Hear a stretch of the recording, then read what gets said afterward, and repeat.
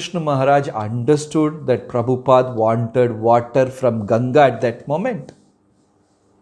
Many times Prabhupada used to drink water of Ganga. Simply he raised his finger. Tamal Krishna Maharaj understood everything. The deep, intimate relationship between a guru and a disciple. Yomam pashyati sarvatra sarvam cha mai pashyati tasyaham na pranashyami sachame na pranashyati. Krishna says, a intimate devotee, wherever he sees, neither I am lost to him, nor he is ever lost to me. That was a deep relationship between Hanuman and Ram. That Hanuman is glorifying when Ram left me and went inside Sarayu.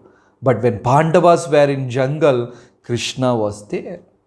And Krishna loudly proclaimed everywhere, Pandavas are my best friends, my friends. Even in Gita he says, they are my best friends. Among Pandavas I am Arjuna. Declaring, making historical statements, making Vedic statements about Arjuna and Pandavas. What more do you want? They are the closest people who are qualified to get Lord's mercy, and they are my teachers. I learn from them, Hanuman said. And Narad Muni went and started glorifying Pandavas, jumping up in the sky, with tears in his eyes, with raised arms, singing Krishna's name and glorifying Pandavas again and again and again. Then Yudhishthira humbly bowed down and said, O great sage Narada, please stop this. We cannot agree with this, because when Krishna told me not to tell me certain thing, I disobeyed Krishna. I disobeyed Krishna a couple of times. Once in the battlefield, when Krishna wanted me to say that Ashwatthama is dead, I hesitated. What kind of servant I am, who hesitated to follow the orders of Master. I am an aparadhi, so don't talk about me. Another time, knowingly that Krishna will not like if I go and play the game of dice, I did that twice without informing Krishna. I am a cheater, I am a coward, I am a traitor, I am an unworthy servant of the Lord. And very honestly Yudhishthira was speaking. And Arjuna also joined. Narad Muni, I have disobeyed Krishna so many times. When Krishna told me to throw away Gandiva, I did not do it. I spoke lies to Krishna. I have not obeyed Krishna. We are all unworthy servants. We are not recipients of, very genuinely, honestly they said. Then Pandavas started glorifying Dwarakavasis, the family, the Yadus, because they are just like puppets in Krishna's hands.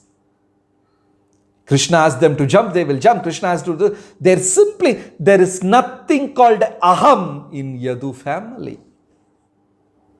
They never, see, when we talk, when we deal, when we interact, that feeling of personality, me, aham, that bhava is very stubborn. I don't like these kind of activities. That meeting was not so good because they never listened to me, in my opinion. I can do better. I also practice Krishna consciousness for the last 25 years. I've seen enough in ISKCON. I know what is right and what is wrong. It is always there. So Pandava said, we have never seen something called aham in Yadus. They simply exist for Krishna's pleasure. They simply exist. Krishna takes them for granted, or sometimes Krishna treats them, gives them a lot of pain, purposely puts them in separation, in the fire of separation, and simply they tolerate and give pleasure to Krishna. Keeps them away, shows them love, takes it back. And Yadavas are a real devotee. And Pandavas went on glorifying Yadus. Then Narada Muni started thinking of Dwaraka. how glorious Rukmini is, how glorious Uddhava is, how glorious all the Dwarakavashis are. And Narada Muni ran to Dwaraka, glorifying Dwarakavasis, this, that. And he went there, and as you say, whatever he was doing till this point, he started glorifying them also. Rohini, Rohini Mata, Rukmini Mata, Satyabhama, Uddhava, Balramji, Shubhadra Maya, and going on. Narada is glorifying them again and again and again and again. You know what happened? A strange thing happened in Dwaraka. They did not bother to answer Narada. They all came and started scolding Narada, shouting at Narada. And they were saying, what are you doing coming here and glorifying us? Stop all these things. Stop all these conversations. The whole Brihad Bhagavatamrita ends there. Because Narada was going in a journey from searching from one person to another, and going there. When he reached Dwaraka, everything came to a standstill. Because the situation was entirely different in Dwaraka. Balramji came and started blaming Krishna. What is he doing? Putting all the Vrajavasis in the fire of separation.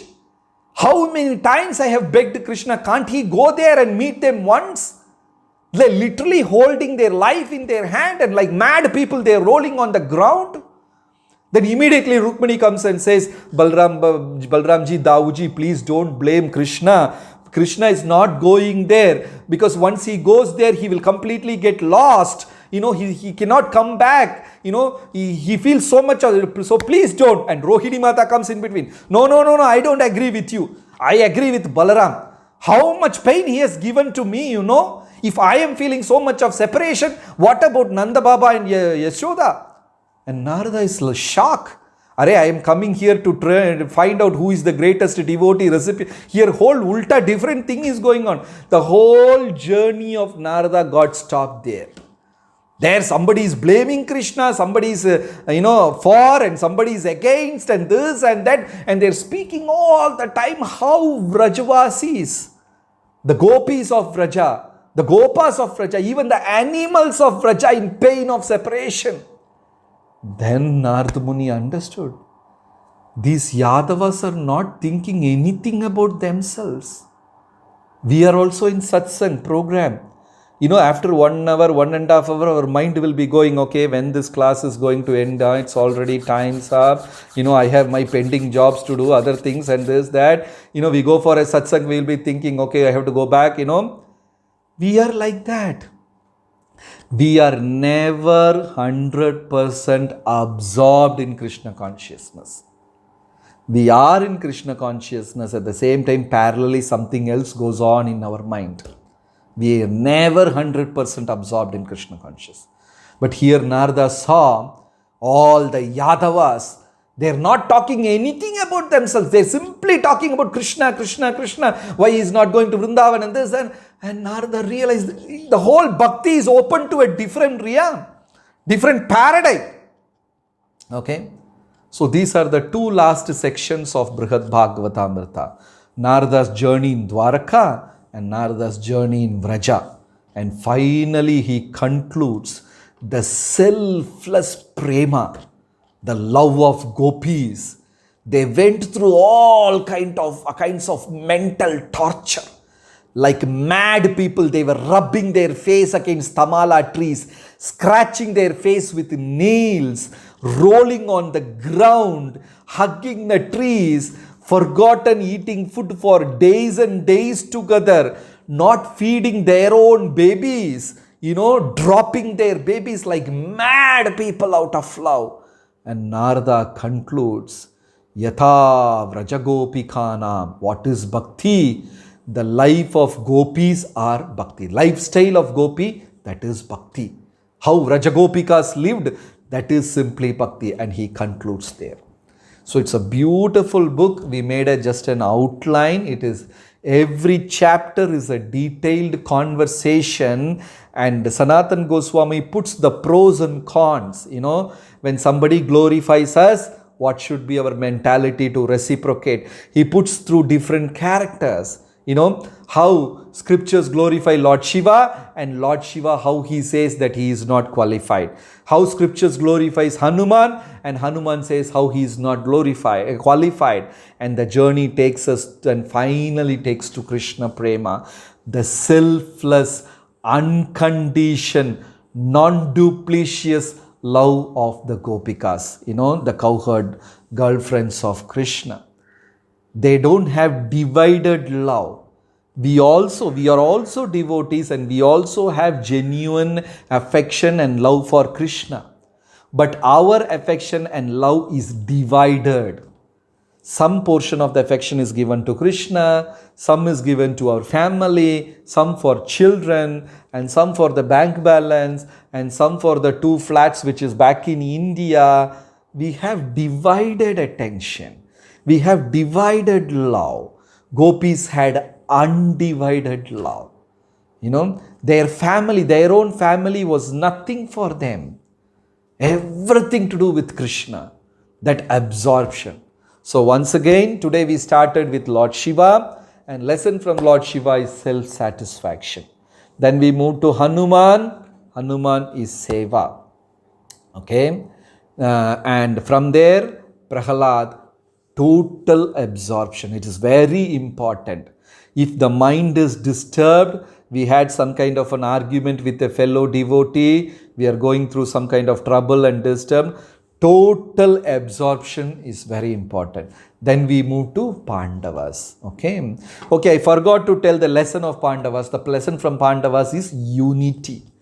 Sticking on to the community of devotees. So you see, Pandavas, these 5 are completely different personalities. Yudhishthira, Bhima, Arjuna, Nakula, Sahadeva, all the 5 are completely different. Yudhishthira is very polite, soft person. Bhima is like terror. You know, even while walking, he will uproot 2-3 trees and walk. That's how he used to walk. He's a terror. Arjuna is a talented, most talented, qualified and handsome personality. Nakula and Sahadeva are always like humble servants. They are not just that. They are the best. Nakula is the best charioteer in the whole creation. He can drive. Mahabharata says he can ride on 1,000 horses at a time. He can ride a chariot with 1,000 horses. Greatest charioteer, Nakula. And Sahadeva, the greatest astrologer. He knows everything. You know what will happen in Mahabharata next day, in the battle next day, who is going. He knows every truth. And Krishna said, Sahadeva, it is your tapasya to shut your mouth. And that became a big burden in his head. He knows everything. And simply he has to act like a drama puppet. It is not possible to live like that. We will go crazy mad if we know everything that is going to happen in this world. You know, imagine you are taking care of your son, and you know after 20 years this son is going to kick me out of the house. And you know that today, will you able to love him? You can never love your son properly. Because in your mind that will be going on after 20 years, this guy is going to marry that girl and he is going to kick me out. Imagine what kind of a tapasvi life it is, Sahadeva. He knows everything in this world, and simply, politely. So these Pandavas, 5 are completely different. But in the name of Krishna consciousness, they were so beautifully united. So we are all different in this Prabhupada's family. One is soft, one is, tough, and one is intelligent, one is not so much intelligent, one is an artist, one is a musician, another is a technician. But Krishna, in the name of Krishna, we have to be together. We have to appreciate each and every one's contribution, whether it is big or small. So that's the unity we learned from Pandavas, and Pandavas guide us to Yadus, and Yadus, they're not even allowing Narada to speak about this conversation. Narada came with all the conversation, whole journey. He came with that impression of the journey, and Yadus cut him short and said, solve this problem. Krishna is not going to Vrindavan. What can we do about it? So, Narada understood the selfless nature of Yadus. And from there, Dwaraka, he goes to Vrindavan. That is a big episode. Since we don't have time, and we will conclude here. Thank you so much. I took 10 minutes extra. Sorry for that. And please feel free if you have questions.